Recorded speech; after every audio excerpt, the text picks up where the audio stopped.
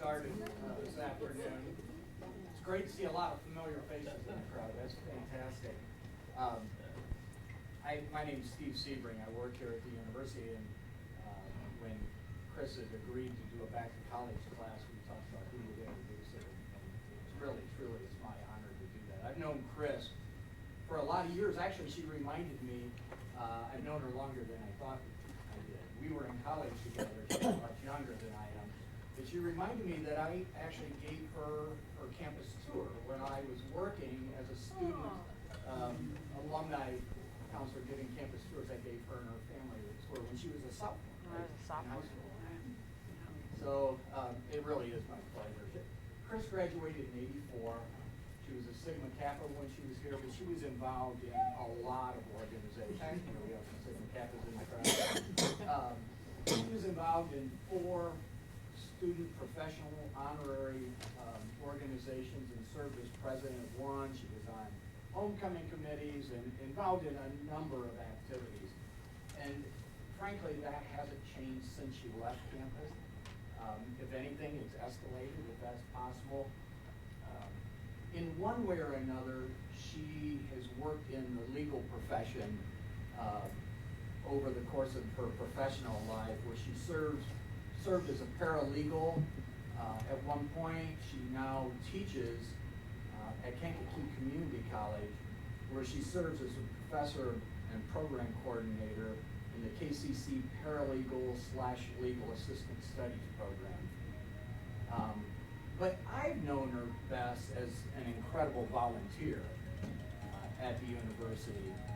And I won't go through everything that she has done, but I will tell you it's just about every position we have available as a volunteer Kris has served as, and done it professionally and with enthusiasm and bringing others on board, and just been a huge asset to me personally and to the university as a whole.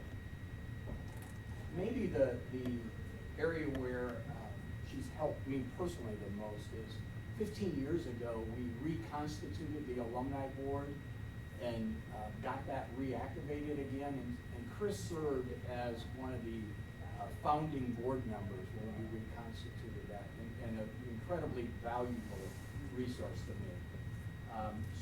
Her primary role, maybe what you're best known for her class, is as a newsletter editor. And she keeps her classmates and classmates around her, because she does this for other classes as well, very connected by continuing, even since she left, to serve as a newsletter editor, sharing stories and information about the growth of the families and individuals who graduated from here. She holds a master's degree from Loyola University.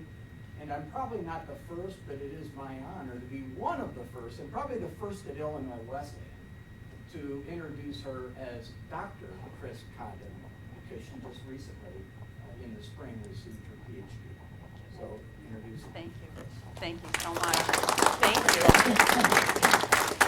And thank you, Steve. And you are the first person at Illinois Wesleyan to introduce me as such, and I am glad to have it done, and I'm proof positive that you can go back to school after 30 years and you can still finish. So that's been a good thing. I'm so delighted to be here. Although I will say, when I looked at the homecoming brochure and I realized that, put another way, I'm the warm-up act for Dr. Bob Bray at 2 o'clock, I was a little concerned about how that was going to go. And I'm glad that I'm preceding Dr. Bray and not having to follow him. But sir, it's wonderful to have you here today. And to my friends and classmates who are here, I'm just delighted to have you here. And thank you so much for your kind introduction. We do go back many, many, many years. Today, I'm going to give a little talk about something I informally call Order in the Court, or how I spent my summer vacation at the United States Supreme Court. This is a topic that's of particular interest to me. As Steve pointed out, I do come from a legal background. When I graduated from Illinois Wesleyan, I couldn't find a job as a history teacher. We were in a recession and things were not so good, and so I went to paralegal school.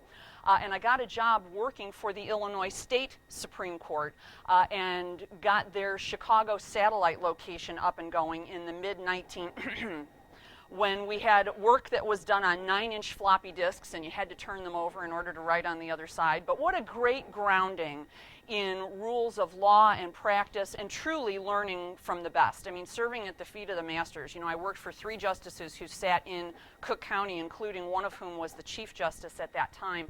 And it was some really powerful stuff to be able to have that experience. And it really sparked my interest in civics education and certainly framed the kinds of work that I do in a classroom. As Steve pointed out, I do run a paralegal program at Kankakee Community College, and I had the opportunity last summer to visit the United States Supreme Court and learn about how the court ticks, how it works, what issues of civics literacy we need to be bringing back to our classrooms. And so in this presentation, which is hopefully informative and a little bit interactive, and then we've got a little worksheet to take a look at, we'll see what your knowledge of the court is as well.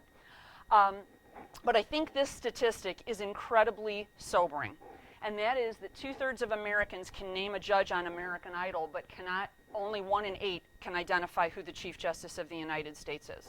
And barely 1/3 of Americans can name the 3 branches of government, much less what they do. If that doesn't rattle you to the core, I don't know what else I could do to persuade, but I will tell you that I have seen that in my own classroom. I have seen it in feeder classrooms that come into the community college classroom, and it's appalling to all of us who teach in liberal arts areas to see this kind of statistic, because we are generating a group of young stakeholders, the next generation, who are not civically literate and are not civically engaged or need different ways in which to be civically engaged. And to back this point up, there's some really interesting data from a National Assessment of Educational Progress survey, which said that only 27% of 4th graders can identify a purpose of the Constitution, and only 22% of 8th graders understand the role of the U.S. Supreme Court. Now, that was backed up by a survey that was done the following year from the Campaign for the Civic Mission of Schools, which did what they call a Civic Engagement Index, or a CEI index, and it listed several activities and motivators that can engage people, and things like income and education and where you live and the number of community activities in which you can be involved. And that study showed that adults who have less education and lower incomes voluntarily disenfranchise themselves from that voting process. So if we have a generation of individuals who are voluntarily disenfranchised, then who's minding the store? There are lots of civics education initiatives that do wonderful things. There is not one centralized one, but I've given you some of the logos for some of these, particularly in Illinois. The Illinois Judges Association is very, very actively engaged in civics literacy issues, as is the Illinois State Bar Association. iCivics.org, which you might be interested in taking a look at, is a website that was developed by Justice Sandra Day O'Connor and a team to have interactive civics education lessons for students in all grade levels. But the one I'm going to focus on is the one I participated in, which is with an organization called Street Law. And almost 20 years ago, Street Law began what they call the Supreme Court Summer Institute for Teachers. And in two-week sessions, let me rephrase, in 2 sessions, each of which are a week, there are 30 teachers from high schools across the country who come in to learn about activities related to teaching the Supreme Court in your classroom. So there's one cohort of 30 one week, and then the next week there's another cohort of 30 that comes in. This is privately funded by Street Law, and they are a grant-funded organization that does just a wonderful job, and co-sponsored by the Supreme Court Historical Society. During the cohort that I was in, they made the decision for the first time ever to open up 2 slots for community college faculty, because they felt that was an appropriate way in the pipeline to promote some civic engagement. So I applied for one of the spots on behalf of Kankakee Community College and got that. Our institution is about 6,000 students, and we're right on I-57 at the Kankakee River. The other community college colleague was from Miami-Dade, which, has their own zip code, because there are like 48,000 people. So we were really, and I think that was an instructive thing for the other secondary faculty who were there as well, to get what our perspectives are and the kinds of things that we needed from incoming college students. So let's talk a little bit about kind of court watching 101. We know that the court is established under Article 3 of the United States Constitution, and what's very interesting is that students very frequently will put on exams that I give them, that Article 3 also establishes all of the lower courts in the lower court system. And in fact, it does not, right, Professor Overton, because you teach American government. Article 3 sets up the Supreme Court and then refers to other such inferior courts as the Congress deems necessary. So it's by legislation that the lower courts are established. We have 1 Chief Justice and 8 Associate Justices pursuant to the United States Code who are nominated by the President and confirmed by the Senate for lifetime appointments. The history of the court I thought was really interesting because it had first met in 1789 in New York City in the Merchants Exchange Building. But from this chronology, you can see that this was the one branch of government that really got pushed from place to place. It was in Philadelphia. There were 6 different locations inside the Capitol in a period of 12 years. They met in a private house after the Capitol was set afire during the War of 1812. They came back to a chamber in the Capitol building prior to the Civil War, and then moved into the Capitol's old Senate chamber until 1935. And when you consider that this is the building that was built in 1935 and what was going on in 1935, that's quite interesting. If I can take a sidebar here for just a second, this looks like the front of the Supreme Court building. In fact, the court was undergoing a major renovation at the time that we were there. This is actually a screen that is meant to look like the front of the court. So from a photograph, it really does look like the real thing, but that's hiding an awful lot of scaffolding that's going on behind the scenes. The cornerstone was laid in 1932 with 8,000 freight car loads of marble worth $3 million at the time, coming in from Vermont. It's a really uniquely cross-shaped building, and I've given you some of the dimensions there. And in 1935, it cost $9.6 million to build. The statuary that is on the west side facing the Capitol is part of a 252-foot wide oval plaza. And this is the statue that is on the north side. It's the female statue, The Contemplation of Justice by James Earl Fraser. On the south side, another of Fraser's statutes, which is the male, which is the guardian or authority of the law, is there as well. And on this tablet, and you can't really see it on this photograph, but it says here Lex, L-E-X, which is the Latin for the law. So, and that's actually the name of our Paralegal Honor Society on campus, so my students particularly liked that photo.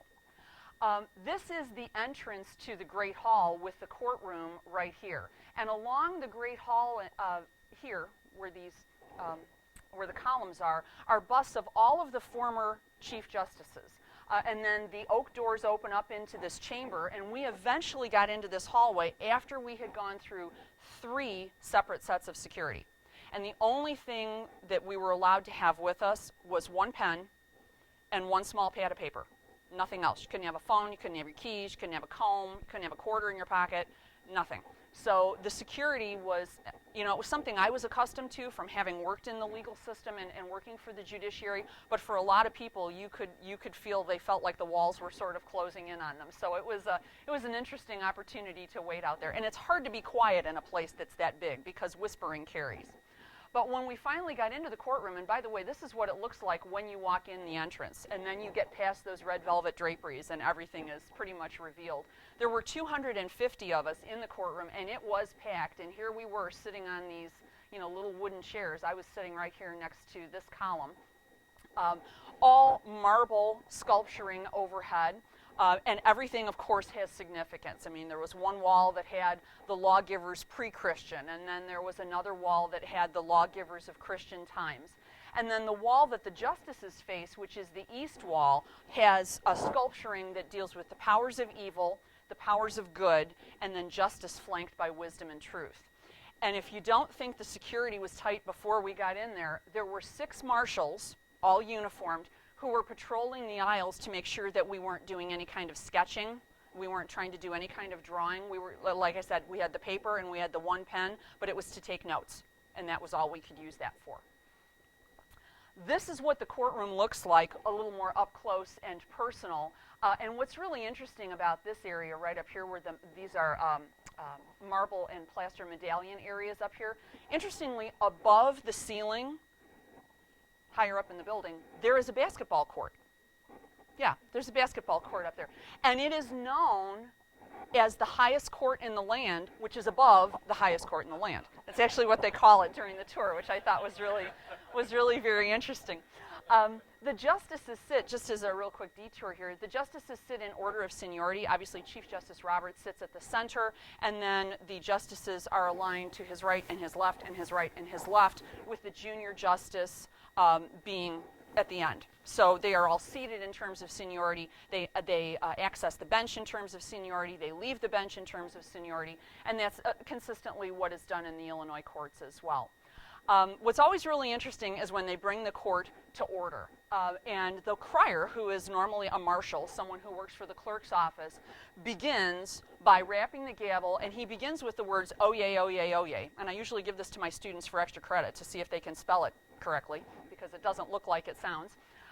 But the marshal begins by saying, "All persons having business before the Honorable, the Supreme Court of the United States, are admonished to draw near and give their attention, for the court is now sitting. God save the United States and this honorable court." And once the marshal raps the gavel again, then the justices and everyone else takes their seats. But it's a very, very, I would call it a very regal, almost kind of majestic type of ceremony. It's extremely formal.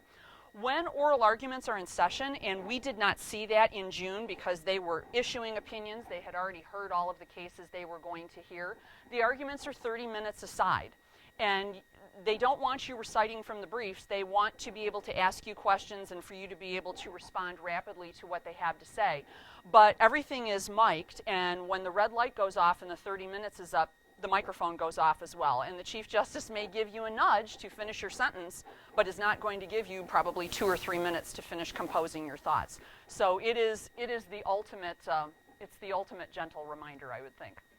Now, in terms of term of court, and the timing of this along with homecoming, I think is interesting because the first Monday in October is always the beginning of the new term of court. So the court has just gone into session within the past couple of weeks. Officially, a term of court ends once they have filed all the opinions in all of the cases. But technically, one ends when another one begins. I would tell you that their position was that the term of court was over at the end of June when it was time for them to all be on their way. And then they usually have the recess during the summer. But, you know, it's an ongoing process because about 150 appeals are filed weekly coming into the court. By the way, I should mention here, this is a conference room that is adjacent to the courtroom itself. This is where the president and the vice president sign their oaths in the presence of the Chief Justice. You'll see in a later picture here that we had a reception the evening before, hosted by Chief Justice Roberts in this same court conference room. You'll see that in just a second. Now, these are the kinds of cases that the court frequently hears, because you hear people all the time say, "I'm going to argue this all the way to the U.S. Supreme Court." That's probably not going to work. There are certain circumstances under which a court would consider a case. And by the way, this stairway, and I don't know the physics of all of this, but this stairway is set up so that the stairs are pushing against the outer wall, and that's what keeps the stairway together. In other words, there are no columns that are supporting this stairway. So this is looking down, and the next picture you'll see it looking up. It's really interesting. But I was clearly not a physics major, so I can't explain that. But anyway, there are essentially 3 kinds of cases that come before the court. One is a case of what we call original jurisdiction, which is maybe where 2 states are fighting, or there's a dispute between the state and the federal government. And in that situation, the court uniquely functions as a trial court as opposed to a court of appeal. That could be anywhere from 1 to 5 cases a year. The remainder of the cases are on appeal from state courts or come through the federal court system, and obviously it's about 2/3 of the cases historically that come through the federal courts. Now, the data that I have here for you is from 2012, and I think these numbers are really interesting because about 80% of the cases that were filed were what they call informa pauperis petitions, which is a Latin term, which means these were petitions filed by poor or indigent individuals. So about 6,100 of these were filed, and the court allowed 2 of them out of 6,160. The remaining appeals that were filed in that particular year were what we call paid appeals, and those are where you're represented by private counsel, and there's a filing fee that goes along with that. About 20% of those were paid appeals. So out of all of these cases, and you're talking about 7,700 cases or so, they granted 76 petitions, which is less than 1%. So the process of how this case even gets there, because I remember we had a lady when I worked for the court that every time there was an order that was entered that she wasn't happy with, she was going to appeal to the U.S. Supreme Court, and, you know, we tell her she could do it, but wasn't going to happen, because the Supreme Court, according to Chief Justice Vinson, and I think he's right, has really never been concerned with correcting a mistake that a lower court makes. There are some very certain circumstances that need to be present for the court to consider a case in some more detail.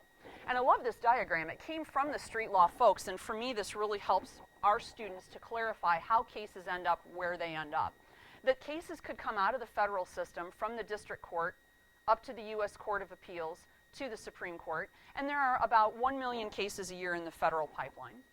Or, more commonly, cases that are in state court, more commonly in terms of volume, we're looking at 30 million cases a year across all 50 states, which would go from, for example, in Illinois, the Circuit Court of McLean County, to, let's say, the Illinois Appellate Court for the 4th District, which is in Springfield, to the State Supreme Court, which is also in Springfield in the same building, and then from there to the U.S. Supreme Court. So I think this is a really helpful diagram because it helps my students to clarify how these cases even arrive in front of the court to begin with.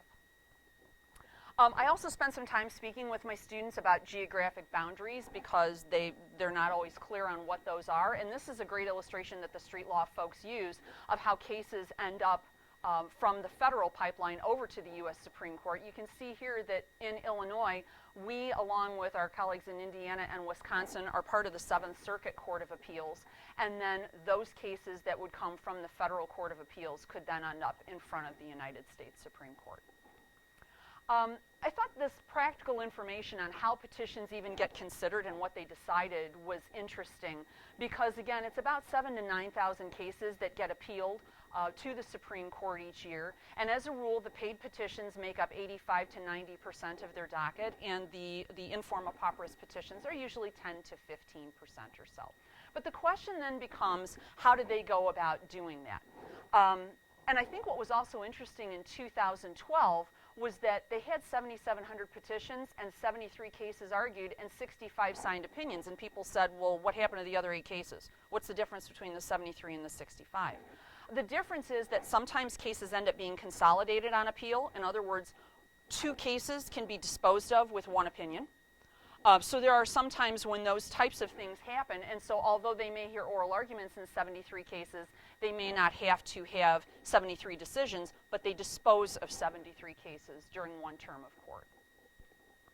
So think about, though, what the role of a justice is when it comes to determining whether a case is worthy or is necessary to appear in front of the U.S. Supreme Court. With 8,000 petitions a year, if all these judges did was to spend 40 hours a week, 50 weeks a year, reading these petitions and voting yay or nay, they would be able to spend 15 minutes on each person's case. I mean, it's just mathematically, it's just not even possible to do. So for that reason, that's where the role of the law clerk comes into play and what the court refers to as the cert pool, Now, what's very interesting about this is that 8 of the 9 justices have their law clerks participating in the cert pool, and each justice has 4 clerks. So there are 32 law clerks who sit in the pool, and they read all 8,000 of these petitions and divide them up among themselves. So that means that each clerk reads and writes memos on 250 petitions a year. So this is usually somebody who's a year out of law school who's doing this times 250 petitions a year. Now, the flip side to this is that Justice Alito is the only justice who has chosen to not participate in the pool. And he's got philosophical reasons for doing that. He feels that he should be able to have an informed vote on all of these with the same group of people looking at the same petitions. And so all of Justice Alito's clerks read these same 8,000 petitions. And so that means each clerk reads and writes on 2,000 petitions a year as opposed to 250. Now, we happened to meet a Justice Alito clerk, and we also met a Justice Kagan clerk, and they had pro and con on this. Some of them said they liked the pool because it saves time, they can dig into a petition more in depth, they can mark up their petitions and share them with other justices, but that sometimes the disadvantage is if all you're doing is writing on 1 writer for each memo, you're not getting lots of perspective, so maybe that's a disadvantage. The other concern, and I heard law clerks talk about this in a panel that they did, was that there was some concern that somebody who's only 1 year out of law school is having a lot of control over setting the court's agenda. And is that maybe such a good idea to do? So I leave that question open to you, but it was just very interesting to hear the pluses and the minuses from clerks who had worked for multiple justices. When there are discussions about cases that need to be handled more in depth, there is what the Chief Justice has, which is called a discuss list. And basically what happens is that when the clerks prepare a memo and there needs to be some additional consideration, the Chief Justice can generate this discuss list, and other justices can add to it as needed. A couple of things, though. There are some cases that automatically go to the discuss list, and one of them is any case where the Solicitor General has initiated the appeal. And the Solicitor General, who is a government employee, and he or she is the head Supreme Court lawyer for the federal government. That's all the Solicitor General does. Those cases automatically get discussed. The other case that's automatically discussed would be a capital case, because the court's position on this is when we're talking about liberty and life, there's no such thing as a frivolous appeal, so all capital cases automatically go on the discuss list as well, so they can have some more in-depth conversation before there's a vote. Now, we've heard in political science about the rule of 4. And my students always wonder how you can have 9 judges on a court and have 4 and have that be granted when that's clearly not a majority. But we know that the rule of 4 is in place to prevent the majority from imposing tyranny on the rest of the justices. And so if there are 4 justices who vote to grant certiorari, it is in fact granted. There are some times, and I didn't know this, that if a case doesn't have 4 votes, that a justice can dissent from denial of certiorari, although one clerk I spoke with said that she was only aware of one time in recent memory that that had happened. The votes are all secret. They are all done in secret. And if certiorari is granted, what that technically means is send us the record from the lower court, and then the process of briefing and arguing the case before the full United States Supreme Court begins. Counsel then go ahead and prepare their briefs, which are all submitted in advance of oral argument.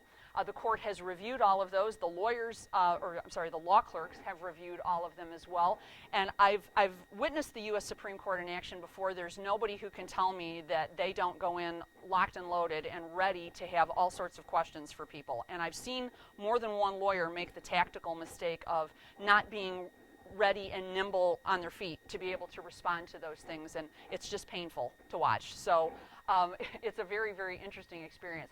But the way that they set up oral arguments, and you can look at their oral arguments schedule out on the web, they hold oral arguments Mondays, Tuesdays, and Wednesdays 2 weeks out of every month, which to my students sounds like a pretty sweet deal, except for the fact, and they wish I'd give less homework than that, but I will tell you that they normally have a conference on Wednesday to discuss the cases they've heard on Monday and Tuesday. They have a Friday conference to discuss the cases that they heard on Wednesday, and then they do some preliminary voting. So even though they are not, quote, on the bench, they are always active and always in motion. Cases, when they are appealed, once the arguments are finished, people have no idea what the outcome is going to be. The Chief Justice always says, "Thank you, counsel, this case will now be taken under advisement," which is code for we'll release an opinion towards the end of the term. And during the term that I was there, again, 84% of those cases came out of the federal court and 16 were out of state court, including the Arizona voting rights case and the defense of marriage cases. Those were on the term of court when I was able to participate in this. It's very interesting, too, that the court has many more reasons to deny certiorari than it does to grant certiorari. And Supreme Court scholars are very open about this. They say historically the reasons that they might deny certiorari would be, first of all, maybe there's a better case coming. There's a better tool that could be used to develop a holding on a particular point of law than the one that's in front of them. Frequently, too, and this term comes up a lot, that the issue is not percolated enough. And I always tell my students, when you're working on something, don't write it and turn it in. Let it sit overnight and let it percolate. And think about it before you go back and look at it with a critical eye. Well, the Supreme Court handles percolation in the same way. That if an issue has not percolated enough, they may feel that the time is not right to tackle that particular issue. They're inclined to deny certiorari historically when the petitions raise too many questions. When there are too many issues at play, too many moving parts in a petition, they'd prefer to focus on a single issue. Or if they feel that the case is a bad vehicle for reaching the issue. They just don't think that that particular case is the best case to be able to render an appropriate decision. Or if they think that the case is just a frivolous case, at that point they aren't planning to grant certiorari. And another vocabulary word my students learned after I came back home was that cases are fungible. And what that means is we really don't care so much about what who the parties are, but what the legal issue is. I mean, if the issue that is being presented here is one that is of import to the court, it really doesn't matter who the person or the organization is that brought the appeal. There's no preference given to who the organization is. It's the issue that's been raised. However, this same court historically will say if the issue is important, they can assume that some better case will probably come along. So if this particular case isn't the right vehicle, that's okay. There will probably be another one that will come along if that case is that important, because the court really doesn't like to produce split opinions, 4-4-1s or 4-2-3s. They don't like to do that. It doesn't look harmonious. It opens the door for additional litigation, and so they're really disinclined to do that, according to most of the scholars that we spoke with at the Institute. And it was also very interesting that statistically, according to the Supreme Court of the U.S.'s blog, and by the way, if you want to see a really interesting website to go to, it's called SCOTUS blog, SCOTUS, Supreme Court of the U.S. blog. And they track all of this kind of stuff. It's just amazing. I mean, it's like NFL Sunday football with all the statistics and everything, only it's court stuff. And it's just a fascinating statistical process they go through. But it appears, according to the statistics, that the cases that are most often heard are cases that, first of all, involve the government, secondly, involving corporations, thirdly, involving states, fourthly, organized groups, and then finally, individuals. Now, that doesn't mean an individual case wouldn't be heard. It just means that statistically, it's less often than perhaps a government case. We also had a chance to go to the clerk's office, which for me was something that was of particular interest because that was where I got started in my own career. I was involved with rules and policy, and very frequently in my experience, I was the first person who had to cite a rule and say to an attorney, this isn't compliant with the rule for this reason, and this is what you need to do. So I was particularly interested in this. And we had a meeting with the clerk's office staff. And as a little side detour, I have to tell you, my former boss, who was the clerk of the Illinois Supreme Court, apparently still has friends in Washington, D.C. And so we're in this clerk's office briefing. And before this clerk starts, she says, before we start, is Kris Condon in the audience? And I'm thinking, all right, what did I, I took the train here, so I know I didn't leave my lights on. I really thought I had done something wrong. I don't have my phone on me. What did I do? And she said, your boss said to tell you hello. And she said you were really going to enjoy this field trip. And I thought, well, no pressure there, because I had really tried to be very incognito about my previous experience with that. But it made for dinner conversation afterwards that was pretty interesting. So, but the clerk's office has, in many ways, a really sort of thankless job, because they get all of these petitions and people calling and asking for things, and they are sort of the first line of response before something even gets to the court. Because the first thing they do is they separate the informa pauperis cases from the paid cases. And they do that because if the informa pauperis cases aren't compliant, they don't meet a rule, they don't meet a guideline, they have clerk's office staff who respond to those individuals in such a way that their access to justice is not limited. That's not something you would have to do with somebody who's got counsel who's paying a $300 filing fee. So it's a very sensitive role that the clerk's office, I think, plays. They also process all the admissions for applications for admission, I should say, to the Supreme Court bar. And we saw some swearing-in ceremony go on the day that we were in court as well, and it's really a very exciting thing. The marshal of the court also plays a very interesting role. My experience in this was quite limited. I had served in that capacity a couple of times when our court was in Cook County, but never something to this degree. But the marshal of the court coordinates all of the ceremonies, manages the physical plant. There's an almost 150-person police force that manages security within and around the building. They handle all of the financial transactions, business of the court. They record proceedings, they deal with security. I mean, they are jacks of all trades, and really, really amazing people, and a very imposing physical presence for us. I was also intrigued to have a lot of conversation during the Institute about how the media cover the United States Supreme Court. And we were talking about this before we got started this afternoon. We had the opportunity to meet a gentleman who writes now for SCOTUS blog. But he started covering the Supreme Court during the Eisenhower administration. And he would talk, I mean, all he had to do was open his mouth, and he started talking, and of course we were all like a bunch of groupies looking at him. You know, we couldn't believe that this guy was this living, amazing piece of history. But he talked a lot about the fact that they had a reporter pool that would be used to give an overview of the court opinions and the opinion itself. But that, of course, the web has significantly changed the ways in which they do things. And there are currently now 24 people who are covering the court, including reporters from AP, UPI, and Bloomberg, and Reuters. But in addition to that, this SCOTUS blog is the one that everybody goes to, because the pool reporters from AP and UPI who can't get the data they need, they're getting the data they need from SCOTUS blog. So it's a really amazing change, and really quite fascinating when you consider that for as advanced as that technology is, there are still no cameras that are allowed in the courtroom. Oral arguments are not videotaped. You know, the inside of that courtroom is very insular compared to how the media are covering the U.S. Supreme Court. So a very, very interesting conversation with Mr. Dennison. So after 5 days, we had our last evening. We had a reception at the court. This is the conference room that I pointed out earlier. I could get used to working in a conference room like that. Which was hosted, our cohorts group was hosted by Chief Justice Roberts. He was absolutely delightful. That's not a cutout of him. I've shown that picture in a couple places, and people have said to me, seriously, Kris, are you standing behind the cardboard cutout of John Roberts, you know?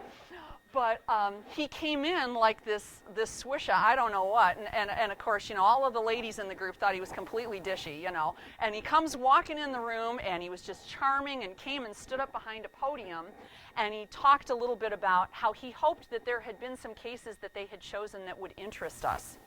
Are you kidding? I mean, of course, it was really an amazing opportunity. But this was half of my group, and then the other half got to come in and participate as well. Chief Justice Roberts served as an adjunct faculty member in the Supreme Court Institute. And so this is a cause that is certainly very, very near and dear to his heart. And he's always really focused on the importance of the civics education and the civics literacy initiatives in the classroom. So I thought that was really a neat photo, and it's not a cardboard cutout. So the bottom line is, you know, I was there for 6 days, and I had a great time, and I want to share a little bit with you or test your own knowledge about things. But before I do, I want to close with this quote from Lincoln, because the philosophy of the schoolhouse in one generation will probably be the philosophy of government in the next generation. And when you stop and think about the awesome responsibility that not just educators, but all of us have to make sure that our students are civically engaged and they're civically literate, and they can speak to an awareness of what goes on around them. You know, the Emma Overtons of the world are our future, okay? And having students like Emma who are participating in teen court in Kankakee and civics ed activities, you know, Emma, this is you.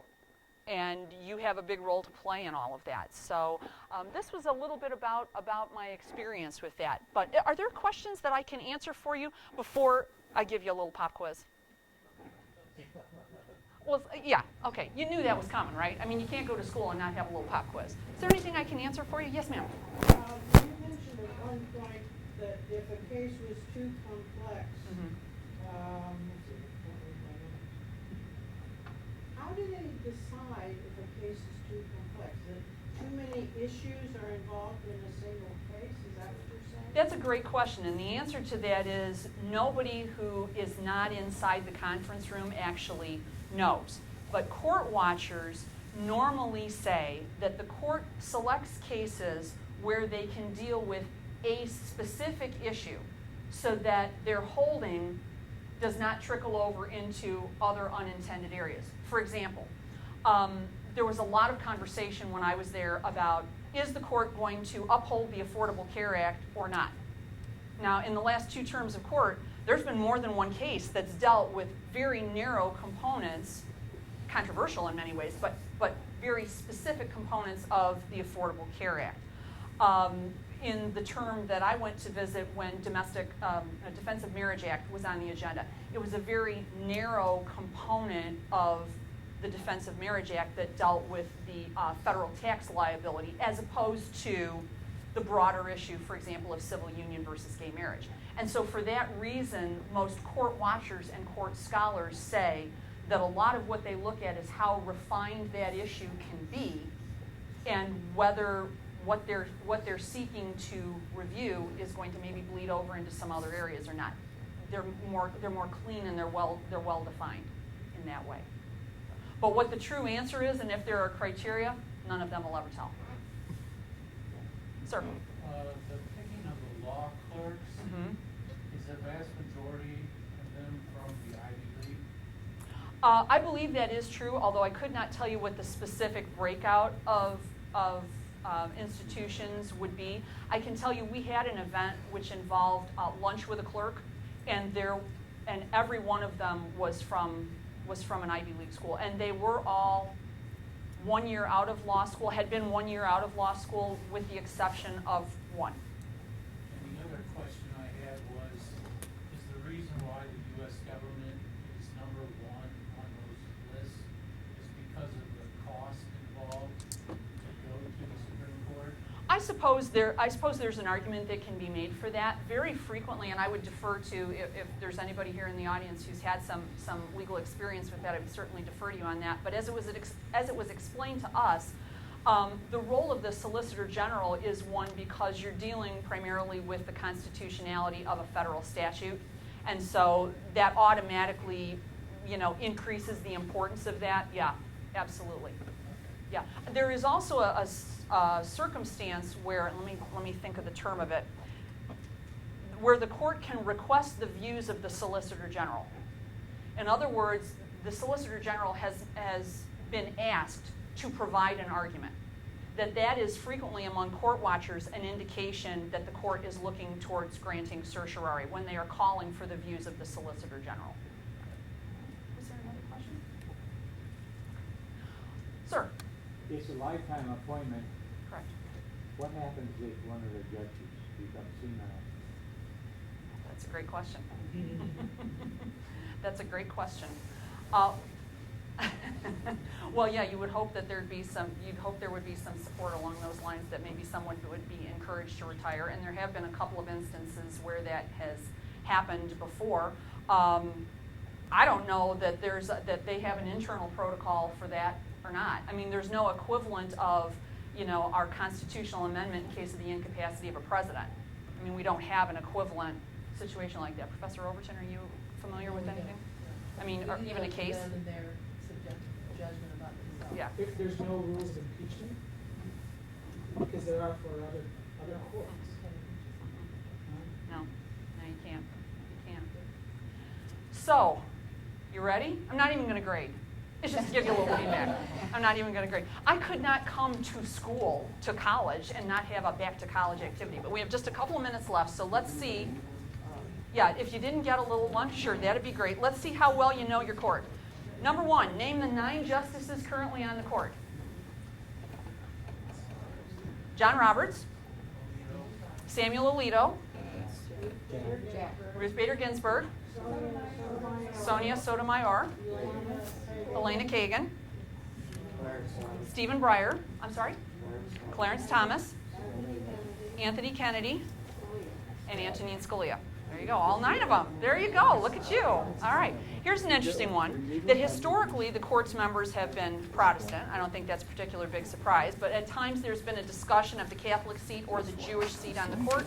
How many members of the current court are Protestant, Catholic, or Jewish? And this is a really cool, there are no Protestants on the U.S. Supreme Court. For the first time in the court's history, it is a Catholic and Jewish court. Right now, Justice Breyer, Justice Ginsburg, and Justice Kagan are Jewish. All of the other justices are Catholic, for the first time in the court's history. Number 3, true or false? In a typical term, the court decides more cases 5-4 than 9-0. It is false. In a typical term of court, they issue more unanimous decisions than they do split decisions. Okay. Let's see. Number 4, which justices tend, historically, to be the most conservative? Alito and Thomas and Scalia, and usually John Roberts. And the next question, most court watchers think the more liberal justices are Ginsburg, Sotomayor, Breyer, Kagan, which leaves Kennedy as the swing vote. And that's the role that he is increasingly playing. If you read Jeffrey Toobin's book, The Nine, there's a big discussion in there about the increased split role that Anthony Kennedy plays. Okay, we've talked about number 7, so let's go on to something more interesting. Let's see. Oh, I like this one. Number 10. Most experts who study the court think a primary reason the court decides to hear a case is to correct a legal error. It is completely false. And the reason I always want to point this one out is because, unfortunately, a lot of times in the media, we don't hear the right vernacular. So maybe a reporter is saying, today, the U.S. Supreme Court approved a decision by the lower court. No, they didn't. If the U.S. Supreme Court declines to hear certiorari, they are not endorsing or upholding the decision of the lower court. They're just saying, we're not going to touch it, which is really no different than what we do here in Illinois. When our Illinois Supreme Court determines whether or not they are going to take a case, they don't say if they deny hearing the appeal that they've affirmed or upheld the decision of the lower court. They're saying we're letting the decision of the intermediate court stand. So it sounds like a semantic thing, but boy, it's not. And when we have students who come into class and they think that this vernacular that they hear on NCIS or that they hear on The Good Wife is the correct vocabulary, and there's nothing wrong with those shows because they're very entertaining and they're interesting, but they're not accurate for those of us who do this for a living, and so we always watch that. And last but not least, which justices, if any, had no prior judicial experience before joining the court? There's one. Elena Kagan. Elena Kagan had no prior experience on the bench. All of the justices prior to her had previous experience. The last justice with no prior legal experience, William Rehnquist. Isn't that interesting? Yeah, and he turned out okay, apparently, because he was chief and things were good. She was on the Arizona Court of Appeals. Yeah, she was on the Arizona Court of Appeals. Yes, absolutely. And she was in state government as well before she went on the federal bench. Correct. Sir? I have a question regarding Illinois State Supreme Court. Okay. What's your opinion of them being able to be elected? Oh, the issue of merit selection?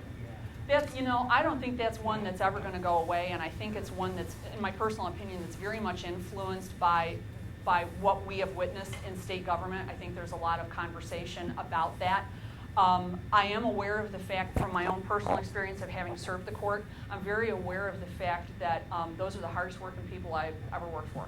They're amazingly hardworking people, and I can tell you that in my own personal experience, I have seen a group of individuals who work very, very, very hard to avoid any outside influence or avoid any appearance of impropriety. And I don't think the conversation about merit selection is going to go away anytime soon. I would love to, I'm not trying to give you a non-answer, but I can see both sides of it. I really can. But I know that the judges for whom I've worked have always been beyond reproach in that area.